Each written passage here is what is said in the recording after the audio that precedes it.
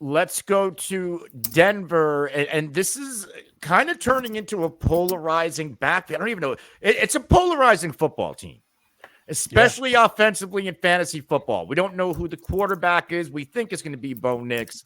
We don't know who the top running backs are going to be. We certainly don't really know who the wide receivers are going to be outside of Cortland Sutton. I mean, this team, this offense is jumbled in fantasy football. If you guess right, you can get some really nice value on a Sean Payton coached team. Now, Aaron Jones, Jaleel McLaughlin, Samaje Perine, the top three backs in this backfield. Javonte Williams down 7 spots from 94.1 to 101.1. Jaleel McLaughlin up 6.4 spots from 170 to 163.6.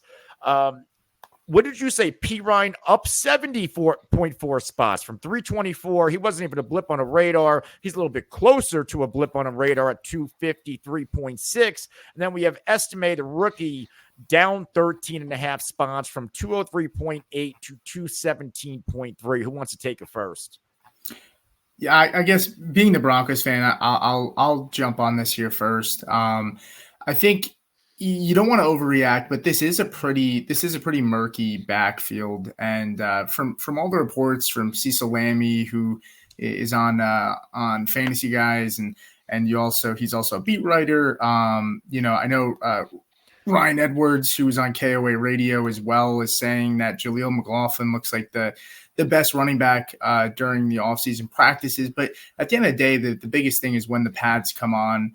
I think guys like Javonte, Perine, and Estime, that's where really the rubber meets the road, and we'll see how it shakes out because all three of them are physical runners.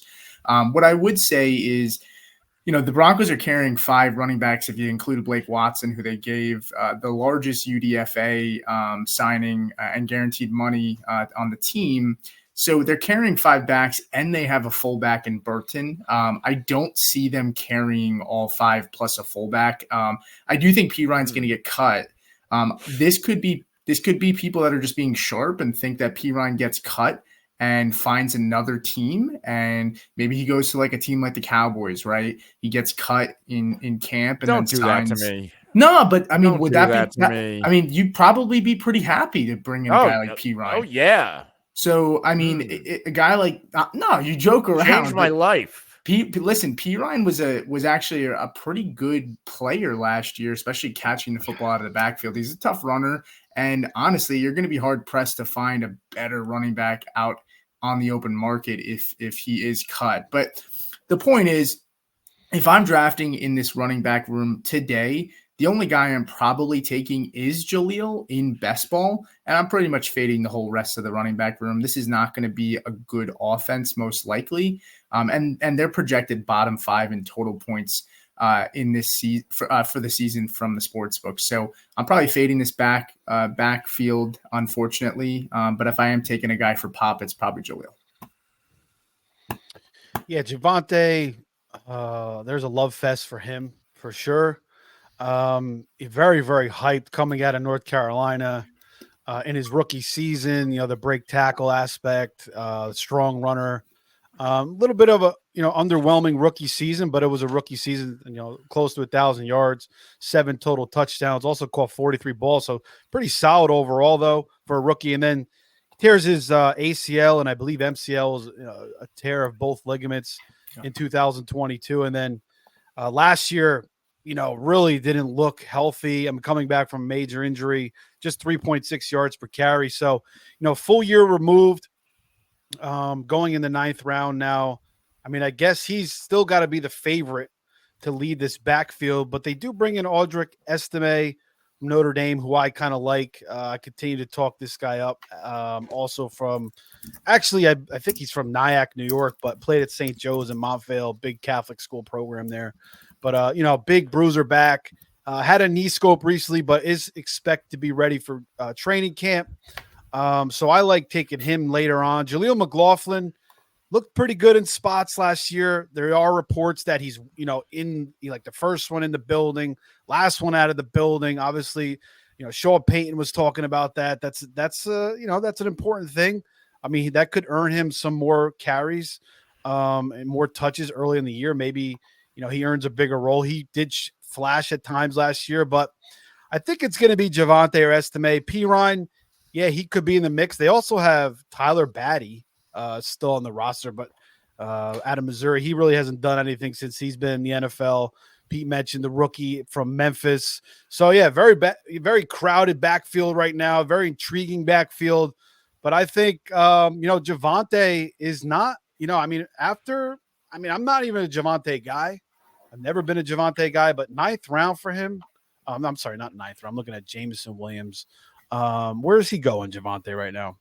He's going at the 101. So you figure he's okay, yeah. close to ninth round. Well, yeah, he is ninth round. My bad. So yeah. So I mean, I don't mind that as much, but I do like Estime. I think it's gonna be one of those two kind of leading the backfield. And then Jaleel McLaughlin will kind of work his way in a little bit. Those three guys, I think the guys to focus on. But it is crowded. We don't really know what's going on. But I think the value on Javonte has dropped now. I mean, we're talking he used to go, third, fourth round. Now he's dropping all the way down to the ninth. So, maybe now is the year to jump on Javonte just because of the value. Yeah, I'm not in love with this backfield. I'm not in love with this offense, but they're also cheap. And in fantasy, that can bring some value, especially we don't know what this defense is going to look like. I can't imagine it's going to be very good. So there could be a lot of negative game script, which means, hey, some PPR value for your running backs. Now, Javonte, some of his metrics were actually good. 80.2% positive run rate. That's 74th percentile at running back. 73.4% of his yards came after contact, which is 91st percentile. In terms of efficiency overall, 59th in true yards per carry and 53rd in yards per touch. Wasn't very efficient. Now, I go look at Jaleel McLaughlin and smaller sample size, right? He had 76 rush attempts, 31 receptions, so just over 100 touches for 570 yards, 3 total touchdowns. But when you look at his efficiency metrics, sixth in yards created per touch, 4th in true yards per carry, 10th in yards per touch, 6th in juke rate, 13th in breakaway run rate. There is a case to be made that he might be the best running back in this backfield, but what debunks that case is his size, 5'8", $187. He's not an every down back. I don't even think he's an early down back. So because of that, I think both are draftable in fantasy football. It's just a matter of what are you looking for. If you need that stability where, okay, I need a guy who's going to get me those early down touches. He's going to get touchdown opportunities and even catch some passes because Javonte did haul in 47 receptions last year. He was also targeted on 33.5% of his routes, which is 98th percentile at running back, and had 12.1% of his team targets, which is 91st percentile. I don't mind Javonte Williams, but if you want to go a little bit cheaper, I think Jaleel McLaughlin's going to be in the mix. I think he's too talented to not be used. Maybe this is, and we know historically Peyton likes to use multiple running backs. Maybe this is going to be a poor man's Mark Ingram, Alvin Kamara. When I say poor man's, I mean like homeless man. Compared with that comparison.